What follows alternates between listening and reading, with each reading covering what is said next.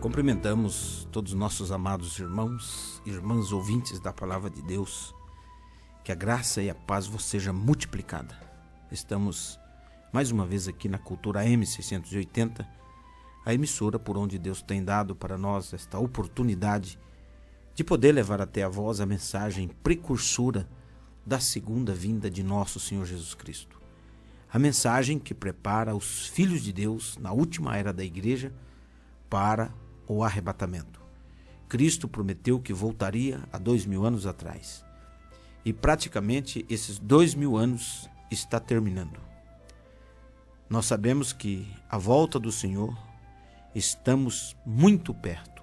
Por isso devemos estarmos preparados para o retorno do Divino Mestre. Amados, hoje nós vamos seguir. Falamos na terça-feira passada, agora, dessa semana, sobre a semente da serpente, que está dentro das eras da igreja, é um estudo que está dentro do início da primeira era, que é a era de Éfeso. E hoje eu não quero mudar, eu quero continuar. Eu vou finalizar essa parte da semente da serpente, seguindo falando um pouquinho mais sobre esse assunto. E para isso eu tomo a escritura nesta noite, que está em 2ª carta aos Coríntios, capítulo 11, do verso 1 em diante.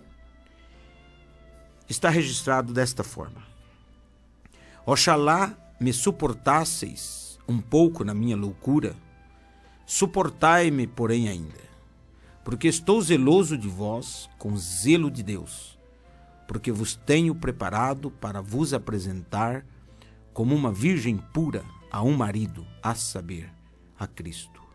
Mas temo que, assim como a serpente enganou Eva com a sua astúcia, assim também seja de alguma sorte corrompidos os vossos sentidos e se apartem da simplicidade que há em Cristo. Porque se alguém for pregar-vos outro Jesus que nós não temos pregado, ou se recebeis outro Espírito que não recebeste, ou outro Evangelho que não abraçaste, com razão o sofrereis. Porque penso que em nada fui inferior aos mais excelentes apóstolos.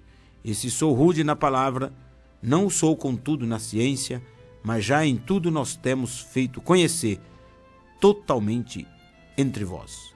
Pequei porventura humilhando-me a mim mesmo, para que vos fosse exaltado, porque de graça vos anunciei o Evangelho de Deus. Que o Senhor acrescenta bênção à leitura das Escrituras Sagradas.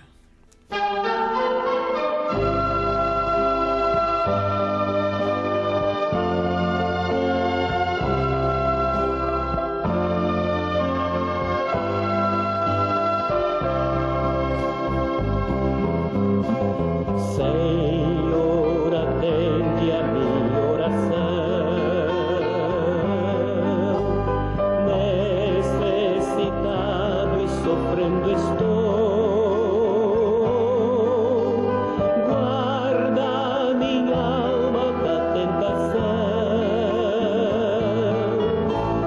salva o teu servo, pois santo sou.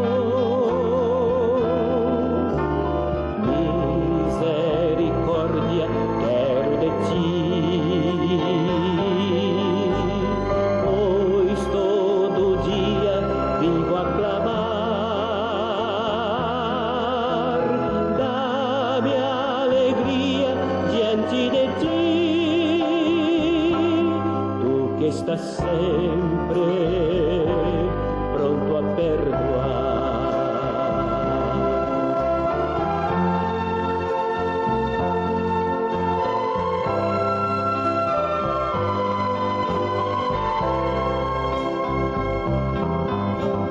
Na minha angústia te buscarei,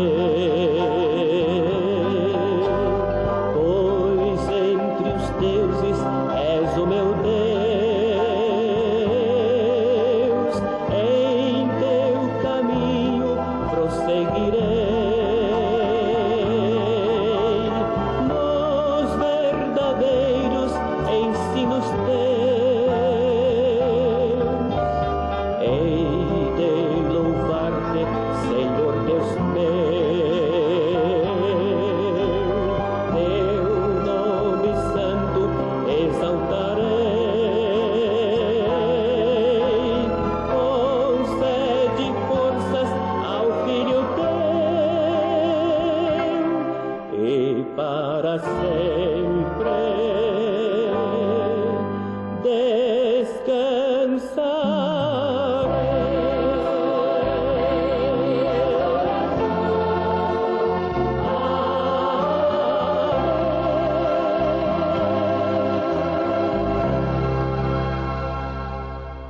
A voz do sétimo anjo.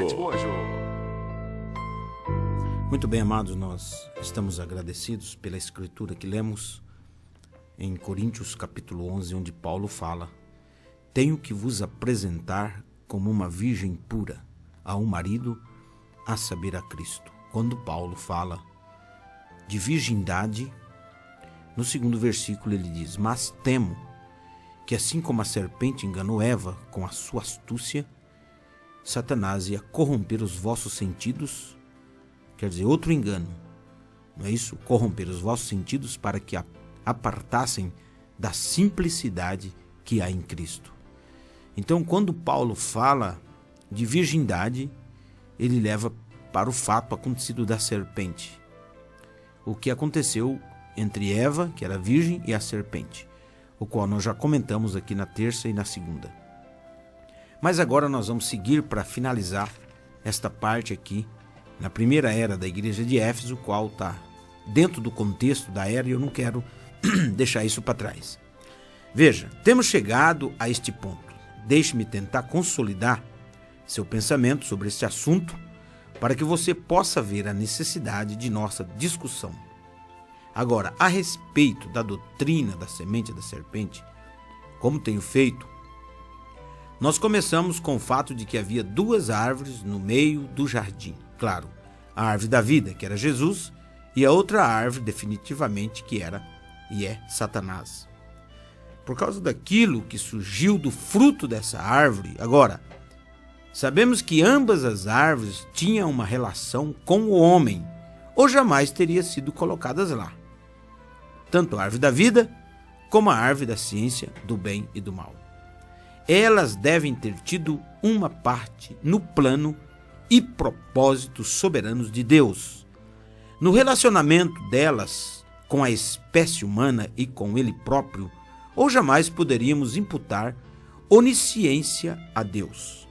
Até agora, tudo isto é verdade, não é? Veja bem, a palavra indiscutivelmente expõe que desde antes da fundação do mundo ou da terra, era propósito de Deus compartilhar sua vida eterna com o homem. Deus sempre desejou fazer isto com o homem. Na carta de Paulo aos Efésios, capítulo 1, do verso 4 em diante, ele diz: como também nos elegeu nele antes da fundação do mundo, veja, para que fôssemos santos e irrepreensíveis diante dele em caridade, e nos predestinou para filhos de adoção por Jesus Cristo, para si mesmo, segundo o beneplácito de sua vontade, para louvor e glória da sua graça, pela qual nos fez agradáveis a si no amado, em quem temos a redenção pelo seu sangue, a remissão das ofensas, segundo as riquezas da sua graça, que ele fez abundar para conosco em toda sabedoria e prudência, descobrindo-nos o mistério da sua vontade, veja, segundo o seu beneplácito, que é vontade perfeita, que propusera em si mesmo de tornar a congregar em Cristo todas as coisas na dispensação da plenitude dos tempos, tanto as que estão nos céus como as que estão na terra. Nele, digo, em quem também fomos feito herança, havendo sido predestinados, conforme o propósito daquele que faz todas as coisas, segundo o conselho da sua vontade. Veja, isso é o que está registrado, é conhecimento antecipado. Deus anteviu, Deus nos elegeu, Deus nos predestinou antes da fundação do mundo. Como eu disse, quem é trigo e quem é joio. Quem veio da linhagem de Caim é caimita, mas quem veio da linhagem de Adão, Deus está obrigado a redimir esta raça. A raça de Adão, não a raça de Satanás. A raça que veio através do serpente, o qual Deus arrancou os braços e as pernas e fez ele se rastejar como uma cobra. Isto é uma realidade. Apocalipse 13:8 está escrito: e adoraram-na. Adoraram quem? Adoraram Satanás. Todos os que habitam sobre a terra, esses cujos nomes não estão escritos no livro da vida do Cordeiro, que foi morto desde a fundação do mundo. Veja, meu irmão, adorar o diabo, adorar a Satanás, adorar as coisas erradas, se inclinaram para o mundo, se inclinaram para as coisas que não é de Deus. Todos esses não têm um nome no livro da vida do Cordeiro, que foi morto por nós antes da fundação do mundo. Significa que houve um ensaio, houve uma simulação lá na eternidade. Mas essa vida não podia e não que seria compartilhada de nenhum outro modo, senão através de Deus manifestado na carne. Isso era uma parte do seu eterno e predestinado propósito. Deus tomou forma humana. Por isso que Jesus Cristo é Deus. Ele não é a segunda pessoa, nem a terceira. Ele é a única pessoa de Deus. Agora, este plano seria para louvor e glória da sua graça. Era o plano da redenção. Era o plano da salvação. Agora, ouça atentamente. Deus, sendo Salvador, era necessário que ele predestinasse um homem que necessitasse de salvação, a fim de outorgar a si mesmo razão e propósito de ser. Isso é 100% correto e inúmeras escrituras o confirmam, como faz o muito apontado versículo de Romanos 11:36. Porque dele e por ele e para ele são todas as coisas. Glória, pois, a ele eternamente. Amém. Se fosse uma trindade, tinha que ser porque nós e por nós e para nós, não é isso? Pois a nós, não, porque dele e por ele e para ele são todas as coisas. Glória, pois, a ele eternamente. Amém. O homem não podia vir diretamente e tomar daquela árvore da vida no meio do jardim. Aquela vida eterna da árvore tinha que se tornar carne primeiro. Porque esse é o motivo que Jesus Cristo, na primeira carta de João 5:20, está escrito: o verdadeiro Deus e a vida eterna. Então Cristo tinha que manifestar em carne humana e vir nesse mundo, como veio. Mas antes que Deus pudesse levantar e salvar um pecador, ele tinha que ter um pecador para levantar e salvar. O homem tinha que cair. A queda que seria causada por Satanás tinha que ter a carne para produzir a queda. Satanás tinha que vir através da carne também. Mas Satanás não podia vir através da carne humana para produzir a queda da maneira que Cristo viria em carne humana, para restaurar os caídos. Mas havia um animal. Satanás, ele não tinha um homem para ele usar. Ele não tinha carne humana para ele usar. Ele usou um animal. Havia um animal chamado serpente, tão próximo do homem, que Satanás pôde chegar a essa besta, e através desta besta pôde chegar à carne humana e causar a queda do homem. Desse modo, injetar-se na raça humana, assim como Jesus um dia viria e se injetaria na raça humana, dentro de corpos humanos, até o ponto de uma ressurreição, em que teríamos corpos semelhantes ao seu corpo glorificado. Assim, o que Deus arquitetou aqui no jardim foi seu plano predestinado.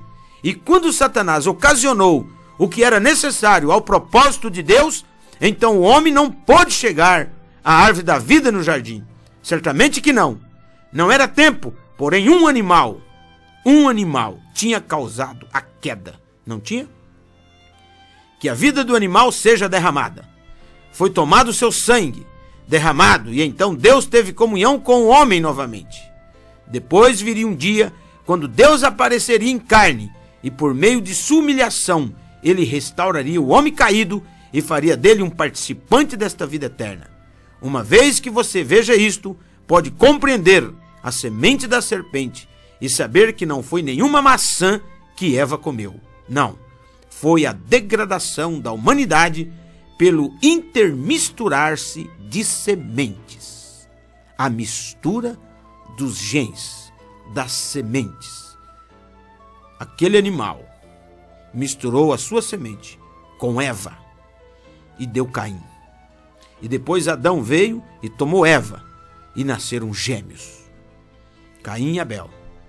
E assim, quando Abel morreu, Caim ficou 400 anos vagabundo, 300 a 400 anos de castigo, vagabundo pelo mundo, comendo raiz de pau, comendo capim, tomando sol quente na cabeça. Foi uma sentença que Deus deu para ele. Quando Caim volta da sua sentença, o que acontece? Ele encontra já a raça de Adão, uma grande aldeia. Caim toma uma daquelas mulheres, que seria uma de suas irmãs, bem longe, e ele vai para o fundo, a parte norte do Éden, que 2000 anos depois chamou Nod. Quando Moisés escreveu o Gênesis, Moisés diz que Caim foi para a terra de Nod. Quando Caim foi, lá não chamava Nod. Lá não tinha nome nenhum. É como se 200 anos atrás alguém viesse aqui para Campo Grande. Mas quando veio, não tinha nome de Campo Grande. Nem sonhava que aqui seria Campo Grande. Ou Mato Grosso do Sul. Não tinha esse nome. Mas se tornou 100 anos, 114 anos para cá, praticamente. Mas 200 anos atrás, não tinha isso. Então, quando Caim foi para a terra de Nod, escrevendo Moisés o livro de Gênesis, Moisés conhecia que lá era Nod. Então ele escreveu que Caim foi para a terra de Nod. E lá, na terra de Nod, Caim conheceu sua mulher. Conhecer não é conhecer de vista. É quando o homem tinha relação sexual com esta mulher. E lá diz que Caim conheceu esta mulher e ela deu à luz um filho. Não é que Caim conheceu lá, nessa cidade. Não. Caim tomou esta mulher aqui, na aldeia de Adão, no povo de Adão, e foi para as bandas do norte do Jardim do Éden. Porque o Jardim do Éden estava cercado por querubins. Ninguém podia chegar lá. Então Caim foi para o outro lado. E lá ele construiu cidades, proliferou e se tornou a humanidade que tem hoje na Terra. O percentual maior da humanidade que está pisando o solo hoje é descendente de Caim. É duro, mas é uma verdade. A maioria da humanidade é descendência da raça de Caim. Só inclina para o mundo, para o pecado, para o sexo, para a bebida, para a cachaça, para o cigarro, para a droga, não é isso? Só inclina para o crime, para a guerra, para as coisas terríveis que está em cima dessa terra.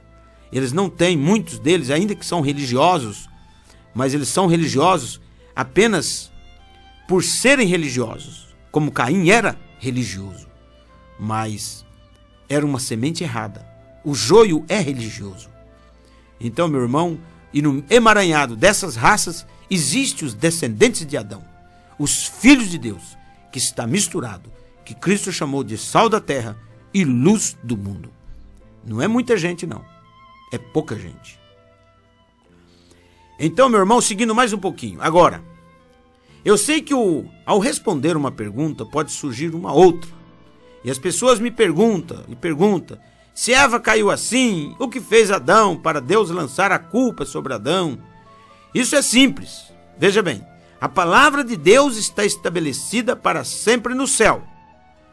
Antes que um grão de poeira, de estrelas, fosse criado, essa palavra, a lei de Deus, estava lá, exatamente como está escrito em nossa Bíblia. Ora, a palavra nos ensina que se uma mulher deixa seu marido e vai com outro homem, ela é uma adúltera e não está mais casada com o marido. Não deve tomá-la de volta. Essa palavra era verdadeira no Éden, assim como é verdadeira hoje e nos dias de Moisés, que escreveu a lei. Então veja bem, a palavra não pode mudar. Adão tomou-a de volta. O que Adão fez? tomou a Eva caída, adulterada. Por isso que o pecado caiu sobre a terra. Ele sabia exatamente o que estava fazendo, mas ele o fez de qualquer maneira. Ela era uma parte dele e ele estava querendo tomar sobre si a responsabilidade dela. Ele não a deixaria ir. Assim Eva concebeu dele. Ele sabia que ela conceberia.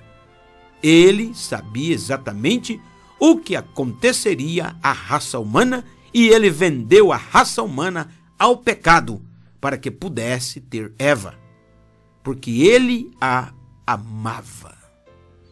Então, meu irmão, esse foi o fato acontecido. Adão entregou o planeta. Por isso que Deus contava com o primeiro Adão, com a primeira Eva, que era homem e mulher perfeito. Adão era perfeito, Eva era perfeita, mas caíram. Então Deus Todo-Poderoso teve que providenciar um outro Adão, perfeito também, o qual foi nosso Senhor Jesus Cristo. E tem uma Eva também, perfeita também, que são os nascidos de novo do Espírito de Cristo, que faz parte de uma nova criação.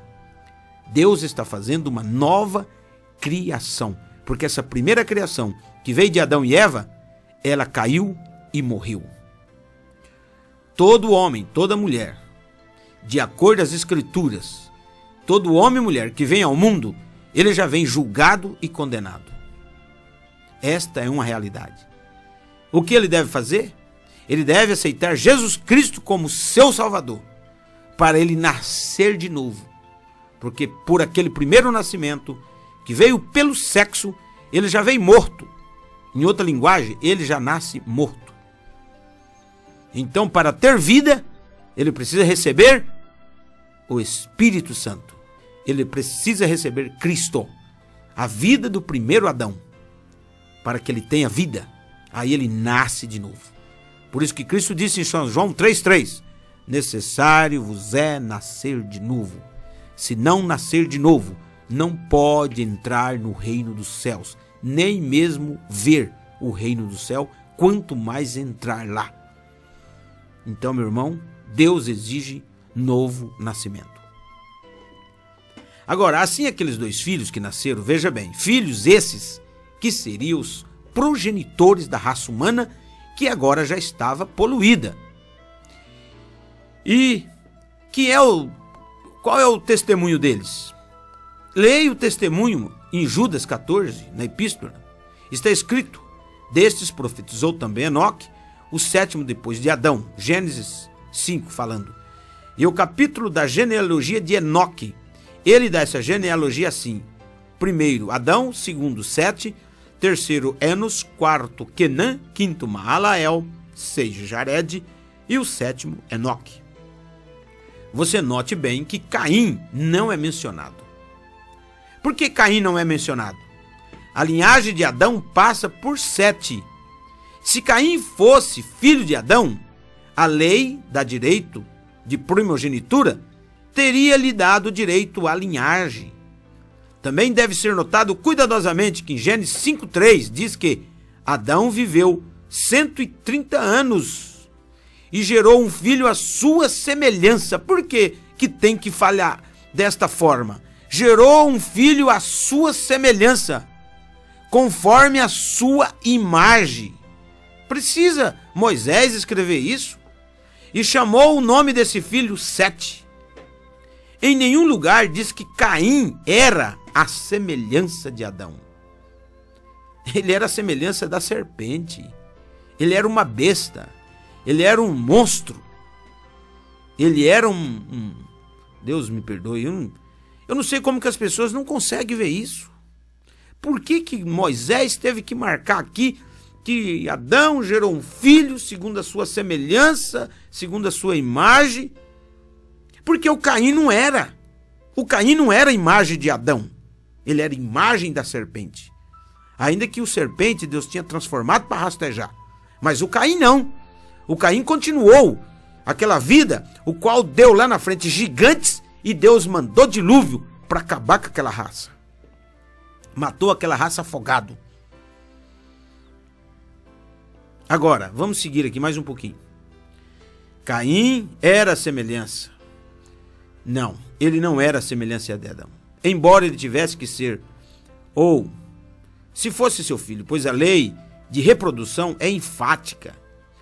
Quando a cada um produzir segundo a sua semelhança, também devemos dar crédito ao fato de que ambas as genealogias, em Gênesis, Lucas, Caim está faltando. Ele não entra na genealogia de Lucas, ele não entra na genealogia de Mateus, ele não entra na genealogia de Crônicas, nenhuma genealogia Caim entra.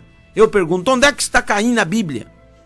Ele não está na genealogia dos descendentes de Adão. Ele está na genealogia de Lúcifer. Ele é o pai dos caimitas. Ele é o pai dos reptilianos, dos satanistas, das pessoas que inclinam para o mal. Se Caim fosse filho de Adão, seria dito dele em algum lugar. Por exemplo, e Caim de Adão e Adão de Deus. Não está escrito. Não diz isso. E não pode dizê-lo, porque ele não era. É claro que estudiosos por muito tempo têm descrito duas linhagens de homens, uma das quais sendo a linhagem pia, encontrada em Sete, e a outra linhagem ímpia, como sendo instituída por Caim.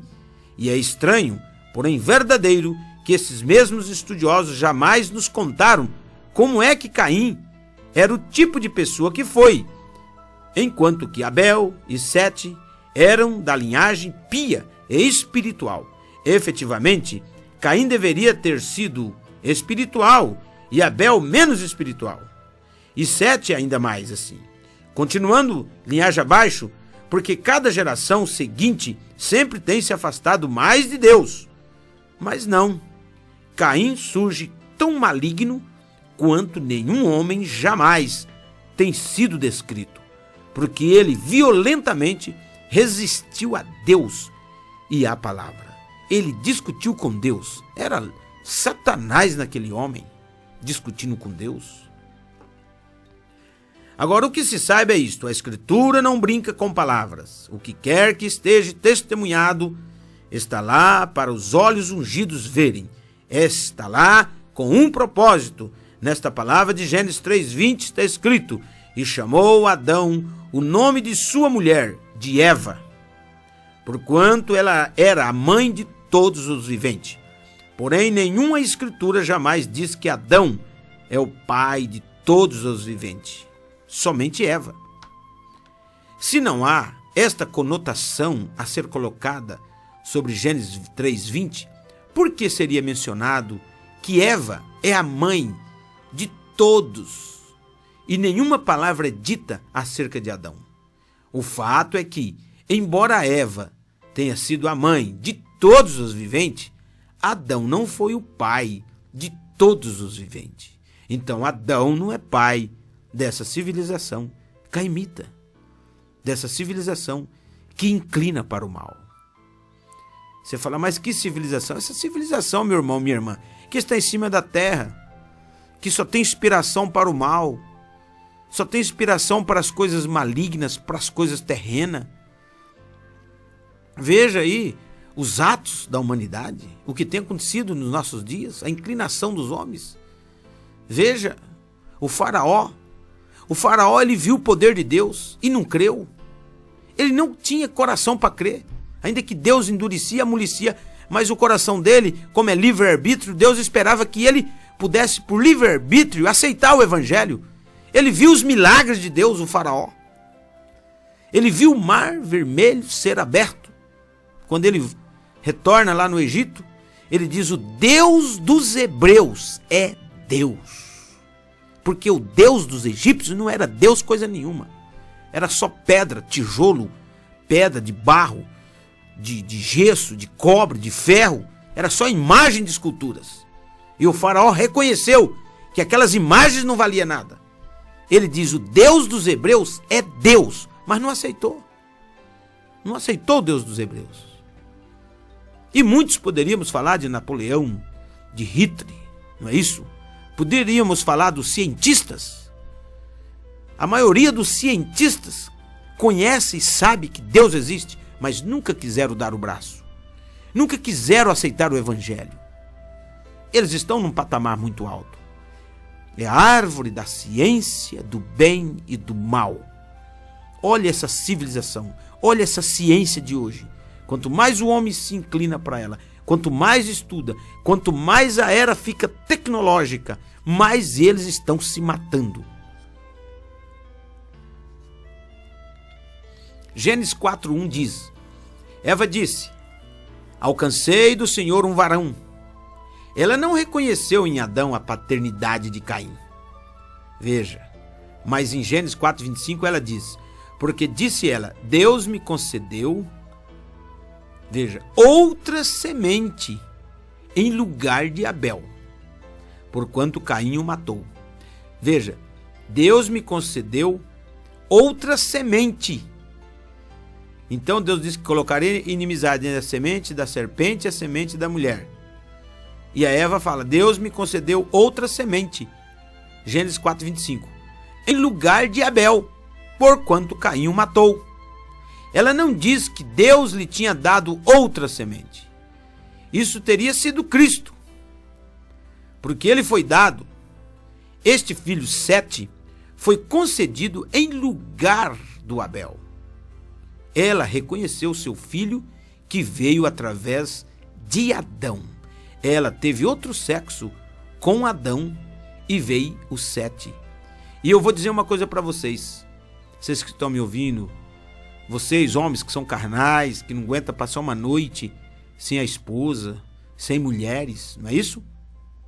Você sabe quanto tempo Adão ficou sem ter sexo com Eva? Depois daquele primeiro envolvimento, quando ele resgatou a Eva caída, 130 anos que Adão ficou sem tocar na Eva de novo. 130 anos, diz a Bíblia. Aí veio, seria o seu segundo filho. Diz a Bíblia, tornou Adão conhecer sua mulher, Eva, e ela concebeu e deu à luz Sete, em lugar de Abel, que Caim matou. 130 anos. Veja, meu irmão, Adão de certo pôs a mão na cabeça e falou, eu faço ou não faço? O que eu faço da minha vida? Ele estava decepcionado.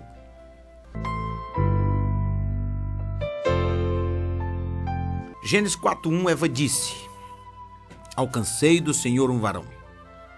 Ela não reconheceu em Adão a paternidade de Caim. Mas em Gênesis 4:25 ela diz, porque disse ela, Deus me concedeu outra semente em lugar de Abel, porquanto Caim o matou. Ela não diz que Deus lhe tinha dado outra semente. Isso teria sido Cristo, porque ele foi dado. Este filho, Sete, foi concedido em lugar de Abel. Sete significa ressurreição, né? Ela reconhece seu filho que veio através de Adão. Ela, porém, não reconheceu Caim, porque ele veio através da serpente. Quando ela diz outra semente em lugar de Abel, está dizendo que Caim era diferente de Abel. Porque se eles fossem do mesmo pai, ela teria que ter dito, foi-me dado outra ou mais sementes. Eu não creio em tudo que leio, mas certamente é uma coisa curiosa, certo? Falando da edição de março da revista Life, esteve ali sobre, alguns psiquiatras escreveu dizendo exatamente a mesma coisa que estamos discutindo. Agora, eu sei que todos os psiquiatras não concordam uns com os outros, mas aqui está, o medo de cobras não é uma reação consciente, mas inconsciente. Se fosse um medo natural, as pessoas ficariam tão alegremente fascinadas como diante da jaula do gorila, da jaula onde está um leão. Suas mentes inconscientes mantêm-nos olhando fixamente para as cobras, para a serpente. Essa atração pelas cobras é inconscientemente sexual. Mas é uma verdade. Que, veja bem, isso tem acontecido através dos tempos, é visto pelas pessoas em sucessivas gerações, passando pela mesma coisa. As cobras sempre têm sido e sempre serão repulsivamente atraente. A cobra sempre tem representado tanto o que é bom quanto o que é mal. Tem sido um símbolo fálico através dos tempos, exatamente como a descrição do Jardim do Éden. Encontramos a serpente como a personificação do mal passional. E você pode ver também as garotas de programa aí dos filmes pornográficos enrolado com aquelas cobras, aquelas estampas que eles põem lá nas paredes do cinema, mulheres enroladas com serpente. Por quê? Porque é uma coisa de sedução. É quase universal entre as várias tribos incultas que a cobra esteja associada com o sexo, muitas vezes adorada em conjunto com ele. O estudo da sexologia revela isso em muitos casos. Agora, eu gostaria de saber de onde essas pessoas obtiveram isso, visto que elas são incultas e nunca leram a Bíblia. Porém, assim como a história do dilúvio é conhecida em todo o mundo, assim é esta verdade da queda do homem também reconhecida. Eles sabiam o que aconteceu lá no Éden. Agora, a esta altura, alguém vai me fazer uma pergunta. Deus disse a Eva para tomar cuidado com a serpente, ou que a serpente a seduziria. Agora, ouça, Deus não tinha que dizer nada acerca do que aconteceria. Entenda justamente o ponto principal da história. Ele simplesmente deu a sua palavra. Ele disse para não tomar da ciência. Tome da vida. A vida era a palavra de Deus. A morte era qualquer coisa que não fosse a palavra de Deus. Ela permitiu que fosse mudada uma palavra. E logo então Satanás a possuiu. Deus poderia ter dito: não apanhe mais frutos das árvores, além do que você já possa comer. Satanás poderia dizer: olhe, isso é muito correto, veja. Se você colher demais, apodrecerá. Mas eis aqui um método de conservar o fruto. E assim, ao mesmo tempo que você pode colher tudo o que quiser. Portanto, veja, você pode ter a sua maneira e a maneira de Deus ao mesmo tempo. O diabo a possuiria bem ali. Aquele que é culpado em um só ponto da lei, quebrantou toda a lei. Não brinque com esta palavra. Isso é exatamente o que aconteceu na era de Éfeso, antes que acabasse por volta de 170 depois de Cristo. Então, meu irmão, Deus disse: certamente morrerá. E o diabo, usando aquele animal, disse: certamente não morrerá. E Eva caiu por causa do não. Porque Satanás acrescentou a Bíblia, adulterou a Escritura de Deus. E o que tem acontecido hoje? O mesmo quadro. Por isso que estamos aqui, meu irmão, frisando. Os evangelhos estão adulterados. As doutrinas estão adulteradas, estão aumentadas, estão diminuídas. Os batismos estão errados. As ceias estão adulteradas. As doutrinas estão adulteradas. Esse é o X da questão. Agora, aquela árvore produziu, a árvore da ciência, produziu morte. Caim matou seu irmão, Abel. O ímpio matou o justo. Isso estabeleceu um padrão. Esse padrão se manterá até a restauração de tudo, como foi anunciado pelo profeta. A árvore da ciência produziu homens hábeis, homens de fama, mas os seus caminhos são os caminhos da morte. O povo de Deus é simples, porém de mentalidade espiritual, inclinando-se para Deus e a natureza, cultivando tranquilamente o solo, interessando-se pela verdade em vez da riqueza. A semente da serpente tem trazido tremendos comércio, invenções maravilhosas, porém com tudo isso vem a morte. Sua pólvora, suas bombas atômicas matam na guerra, e em tempo de paz, suas invenções mecânicas, tal como o carro, matam até mais que em tempo de paz do que as invenções de guerra destroem tempos de desordem. A morte e a destruição são os frutos dos seus labores. Porém, eles são religiosos, eles creem em Deus, eles são como seu pai, o diabo, e seu ancestral Caim. Ambos criam em Deus. Eles vão à igreja, eles misturam-se com o justo, assim como o joio mistura-se com o trigo. Assim fazendo, eles corrompem e produzem uma religião nicolaíta. Eles espalham seu veneno, fazendo todo o esforço para destruir a semente de Deus. Assim como Caim matou Abel, não há nenhum temor de Deus diante de seus olhos. Mas Deus não perde nenhum dos seus, ele os guarda até na morte. E prometeu que no último dia ele os ressuscitaria. Meu irmão e minha irmã, são 20 horas e 53 minutos. O Tabernáculo Monte Sião fica na rua Anchieta, número 82. Nós mudamos essa semana e vamos ter culto agora no domingo, na rua Anchieta, 82. Se você deseja cultuar conosco, nós ainda estamos arrumando ali o prédio, o local, mas eu creio que domingo, não 100% vai estar pronto, mas já vai dar para nós congregar. Aqueles irmãos, irmãs que desejam nos ajudar, pode ligar para nós, os irmãos ali que estão conosco no companheirismo.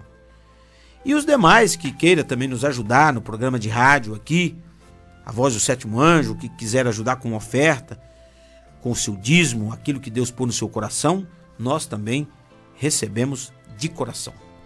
São 20 horas e 54 minutos, meu irmão. O Tabernáculo da Vida fica na rua Santa Gertrudes, número 554, na Vila Santa Luzia. Tabernáculo da Vida, rua Santa Gertrudes, 554, Vila Santa Luzia. Tem culto na quinta-feira, 19h30, aos domingos, 18h30. Ali está o pastor José Nelson, que dá sustentação com a mensagem da hora. O telefone do pastor José Nelson é o 92950847. Se você deseja, meu irmão, liga para o pastor e tenha a assistência pastoral do pastor José Nelson. Nós vamos ter uma oração e vamos finalizar. Soberano Deus e eterno Pai, estamos na Tua presença nesta noite maravilhosa, agradecidos, Pai, pelas bênçãos prometidas em nossas vidas. O Senhor nos livrou, o Senhor nos guardou de vir ao mundo por uma semente ruim, por uma semente condenada, por uma semente de incredulidade que jamais poderia crer. Ó Deus, muito obrigado por ter nos elegido, por ter nos predestinado antes da fundação do mundo. O Senhor predestinou até as sementes, aonde elas mesmas cairiam. E aqui estamos, ó Pai, porque procuramos inclinar para a Tua palavra como ela é. O Senhor não faz meio cristão, mas o Senhor faz cristãos inteiros. Não adianta, Senhor, a pessoa tentar fazer para si uma denominação, uma pequena cobertura. Não. Temos que tomar a verdadeira cobertura da palavra. Senhor, ajude com que Tua palavra, o Teu grande Espírito Santo, revela no coração do eleito, no coração dos ouvintes, todas as pessoas, Pai, que estão sintonizados conosco, é porque elas gostam desta mensagem, elas gostam da Tua palavra. Então, Senhor, eu peço, salva essas pessoas, revela a Tua palavra no coração delas, tenha misericórdia, meu Deus, cure o enfermo, liberta o oprimido, o cansado, o aflito, o tentado, o perseguido.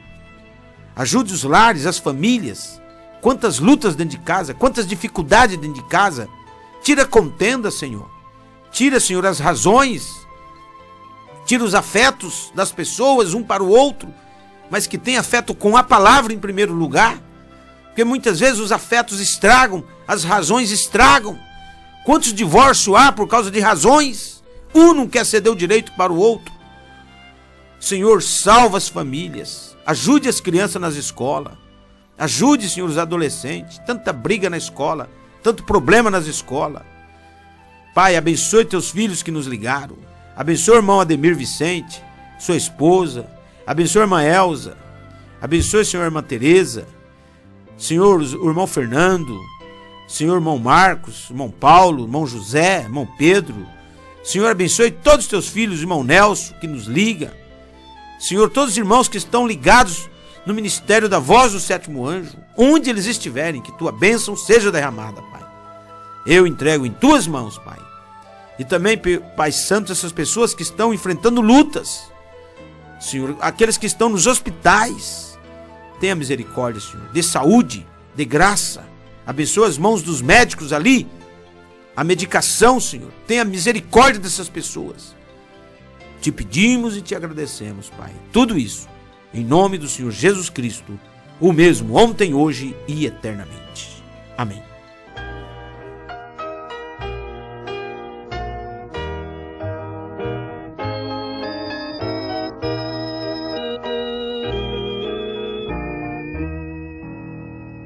Tu és fiel, Senhor, meu Pai celeste, pleno poder a teus filhos darás. Nunca mudaste, tu nunca falhaste, tal como eras, tu sempre serás. Tu és fiel, Senhor, tu és fiel, Senhor, dia após dia, com bênção sem fim. Tua mercê me sustenta e me guarda. Tu és fiel. Muito bem, amados, chegamos ao final de mais uma programação com a fé do Filho de Deus, a fé que vence o mundo. Deus os abençoe ricamente no nome do Senhor Jesus Cristo. Amém. Pleno perdão, tu das a segurança, cada momento me guia, Senhor, e no porvir, oh, que doce esperança, desfrutar